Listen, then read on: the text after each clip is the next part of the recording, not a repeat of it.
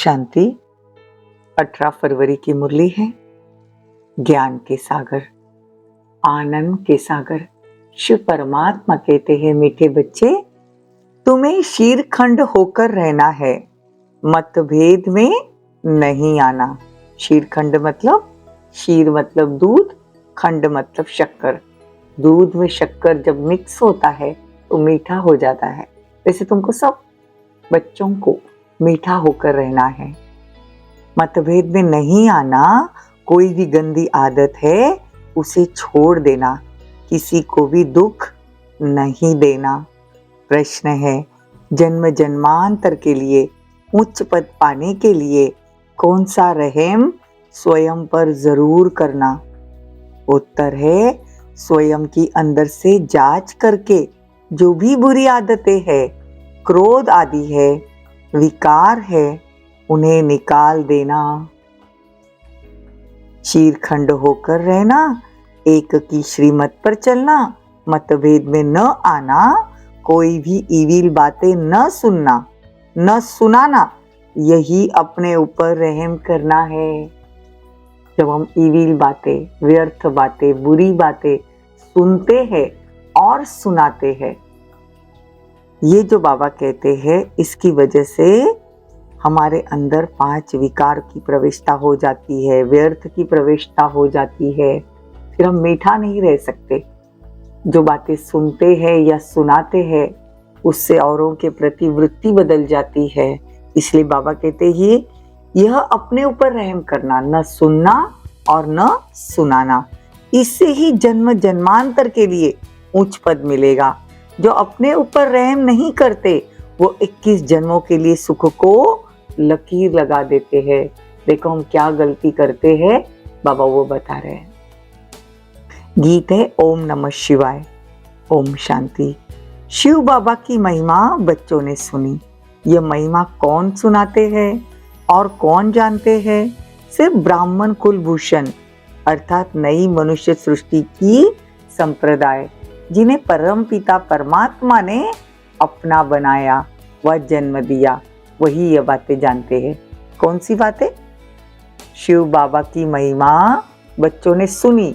यह महिमा कौन करते हैं और कौन जानते हैं? हम बच्चे ही ब्राह्मण कुलभूषण जो ईश्वरीय संप्रदाय के बने, ये सब बातें जानते हैं। क्योंकि पहले ये सृष्टि में वही ब्रह्मा द्वारा जन्म लेते हैं। हमने ब्रह्मा द्वारा जन्म लिया है। जैसे तुमने पहले जन्म लिया परमात्मा से, वो फिर सबका सहायक है, सारी दुनिया का सहायक है, सभी दुख से दूर करने वाला है। मनुष्य बहुत दुखी है क्योंकि अभी है कलयुग का अंत, तो सभी का सहायक बनते हैं। फिर भी अक्षर है ना, आम और खास। जैसे खास भारत का और आम सारी दुनिया का। तो बाबा कहते हैं, पहले परमात्मा सृष्टि पर आते हैं। देखो, भगत भगवान को याद करते हैं, परंतु भगवान को जानते ही नहीं। भगत भगवान को याद करते हैं, परंतु भगवान को जानते नहीं। जब भगवान को ही नहीं जानते, तो भगवान को जो नई ब्राह्मण मुख वंशावली रचते हैं, उनको भी नहीं जानते। तो बाबा आकर हमको क्या कहते हैं कि राजयोग सिखाता हूँ। भगवान वाच, मैं तुमको फिर से राजयोग सिखाता हूँ, जिसको फिर गीता नाम रख दिया। तो अपने को भी कहना पड़ता है कि हम नई गीता सुनाते हैं। पुरानी गीता का तो खंडन हो गया ना।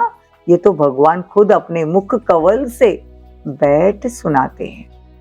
तुम्हारी बुद्धि में परमपिता परमात्मा शिव की ही याद है, क्योंकि वो स्वर्ग का रचयिता है ना।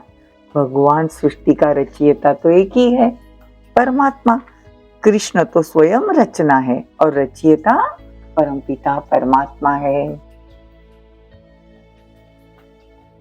भगवान सृष्टि का रचयिता तो एक ही है ना। कृष्ण तो उनकी रचना है। बगीचे का फर्स्ट क्लास फूल है कृष्ण, भगवान के बगीचे का फर्स्ट क्लास पहला फूल है। परमपिता परमात्मा को बागवान कहेंगे। खेवैया भी कह सकते हैं। मनुष्य तो समझ न सके कि खेवैया कैसे है, बरोबर असार संसार से ले जाकर फिर यहाँ नई दुनिया में भेजते हैं। ये संसार में अभी कोई सार नहीं, असार है। तो बाबा कहते हैं सभी बच्चे जो भगत बन गए हैं असल में भगवान की संतान है। सारी दुनिया परमात्मा को याद करती है, भगत बन गई है, असल में उनकी वो संतान है, भगत नहीं है। तुम जानते हो बाप नहीं होता तो सृष्टि चक्र का राज कौन समझाता, कौन हमको चक्रवर्ती बनाता। अब संगम पर तुम सदा के लिए दुख से छूटने का प्रयत्न कर रहे हो। संगम युग कोई बड़ा नहीं है, अपना यह नया जन्म है। संगम युग 100 साल का युग है। कलयुग का अंत और सतयुग की आदि के बीच में का संगम है, वो बहुत कम है। बाबा कहते इसमें हमको नया जन्म मिलता है, छोटा सा युग है। हम बच्चों की पुरुषार्थ के लिए इतना समय बाबा ने दिया है। बड़ा इम्तिहान है, इनकी सब्जेक्ट सभी इम्तिहानों से न्यारी है। 5 विकारों पर जीत पानी है, परंतु बहुत मनुष्य कहते हैं पवित्र रहना तो असंभव है। तो बाप इस माया पर जीत पाने की युक्ति बताते हैं। पवित्र रहने की बाबा युक्तियां बताते हैं, जैसे कल्प पहले भी सिखाई थी। जब बाबा सिखलाते हैं तब हम भगत से ज्ञानी बनते हैं। पहले हम भी भगत थे, अभी हम ज्ञानी तो आत्मा बने हैं। बाप समझाते हैं यह ज्ञान प्रायलोप हो जाता है। जब देवी देवता धर्म आता है तो ज्ञान प्रायलोप, जब प्रायलोप हो जाए तो सृष्टि दुखी हो तब तो भगवान आकर फिर से स्थापना करे। थोड़ा भी भगवान को याद करे तो भी अच्छा है। बाबा कहते अहंकार नहीं होना चाहिए। अगर कोई बात समझाते नहीं आती तो कहना चाहिए हमसे बहुत तीखे हैं, हमसे जो बड़े हैं वो बहन आपको समझाएंगे। अगर उत्तर बोलते नहीं आता तो बड़ों का नाम आगे रखकर बातें समझानी चाहिए। बाबा कहते हैं यह सुहावना संगम का मेला। समझाना है सारी दुनिया के मनुष्य भगत है, साधना करते हैं भगवान के लिए कि वह परमात्मा आकर सभी को वापस ले जाएंगे। एक ही श्रीमत पर, एक की ही श्रीमत पर चलना है। भगवान आकर एक श्रीमत देते हैं तो फिर एक मत की राजधानी हो जाती है। देवी देवताएं सदैव शीरखंड रहते हैं, बहुत मीठे रहते हैं। बाबा हम आपसे माफी मांगते हैं तो बच्चे देखो यहाँ भी जब क्रोध करते हैं ना तो बच्चे कहते हैं बाबा हम आपसे माफी मांगते हैं। तो तुमको भी देखना चाहिए सारे दिन में किसी को दुख तो नहीं दिया, किसी से मतभेद तो नहीं आए, किसी के मतभेद में तो नहीं आए, इसके लिए ईविल बातें तो नहीं बोली। देखो जिससे कोई को दुख हुआ हो इसीलिए तो कभी नहीं सुनना चाहिए। ऐसा कुछ देखा सुना तो बाप को बतलाना चाहिए।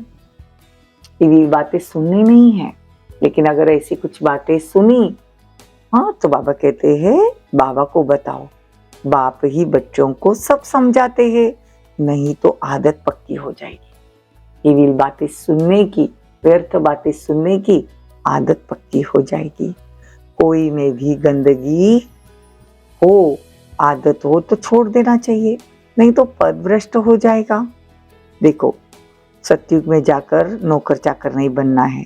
हाँ मजदूर लोग क्या करते हैं, जो मजदूर होते वो क्या करते हैं, वहां भी मकान बनाने वाले तो होंगे ना सतयुग में। तो बाप समझाते कभी लून पानी नहीं होना चाहिए। लून मतलब नमक, नमक में पानी डालने से कैसा खारा पानी हो जाता है। अब किसी वजह से खारे नहीं बनो, अपने ऊपर रहम करो। ज्ञान मार्ग में मैनर्स बहुत अच्छी चाहिए। देखो बहुत बच्चे लिखते हैं कि बाबा हमारा क्रोध छूट गया, बीड़ी पीना गंदी आदतें छूट गई, गोया अपने ऊपर रहम किया। तो जितना याद करेंगे उतनी खुशी रहेगी। देखो आज बाबा अटेंशन दिलवा रहे हैं कि हम आजकल बहुत व्यर्थ बातें सुनते हैं। बाबा कहते लीकेज है, हम एक तरफ ज्ञान भरते हैं, बाबा को याद करते हैं, एक थोड़ा समय ज्ञान और योग करते हैं और बहुत सारा पूरा दिन हम व्यर्थ और गंदी बातों को देखते हैं, सुनते हैं। इससे तो लीकेज होगा ना, तो पद भी भ्रष्ट हो जाएगा। बाबा कहते सत्युग में नौकर चाकर बनना है क्या? तो जितना याद करेंगे खुशी का पारा चढ़ा रहेगा। सभी को यह पता पड़ जाए कि भगवान आया है तो फिर यहाँ भीड़ मच जाए।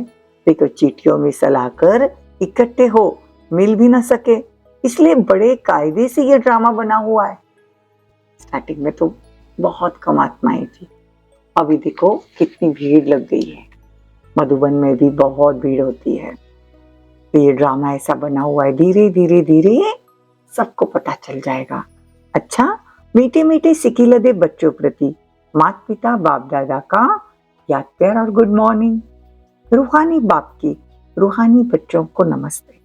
हम रूहानी बच्चों की रूहानी माता पिता बाप दादा को याद प्यार, गुड मॉर्निंग, नमस्ते, थैंक यू, बहुत बहुत शुक्रिया। धारणा के लिए मुख्य सार, ज्ञान और योग सीख भगत से ज्ञानी तू आत्मा बनना है। गृहस्थ व्यवहार में रहते माया को जीतना है, पवित्र जरूर बनना है। ज्ञान मार्ग में बहुत अच्छे मैनर्स धारण करने हैं, बहुत बहुत मीठा निरंकारी बनना है। ईविल बातें नहीं बोलनी है, मतभेद में नहीं आना है। वरदान, समेटने की शक्ति द्वारा पेटी बिस्तरा बंद करने वाले समय पर एवर रेडी भवो। एवर रेडी उसे कहा जाता है जो समेटने की शक्ति द्वारा देह के संबंध, पदार्थ, संस्कार सबका पेटी बिस्तरा बंद करके तैयार हो। इसीलिए चित्रों में भी समेटने की शक्ति को पेटी बिस्तरा पैक किया हुआ दिखाते हैं। संकल्प भी न आए कि अब यह करना है, यह बनाना है, अब यह रह गया है, सेकंड में तैयार। समय का बुलावा हुआ और एवर रेडी, कोई भी संबंध व पदार्थ याद न आए। स्लोगन, परमात्मा के गुणों और शक्तियों को स्वयं में धारण करना ही महान तपस्या है। अव्यक्त इशारे हैं, अपने आप से प्रतिज्ञा करो कि छोटी छोटी बातों में मेहनत नहीं लेंगे, किसी भी माया के आकर्षित रूप में धोखा नहीं खाएंगे। सदैव यह स्मृति रखो कि हम दुखहर्ता सुखकर्ता के बच्चे हैं। इसके भी दुख को हल्का करने वाले स्वयं कभी भी एक सेकंड के लिए भी संकल्प व स्वप्न में भी दुख की लहर में न आए, ऐसे बनना है। ओम शांति, ओम शांति।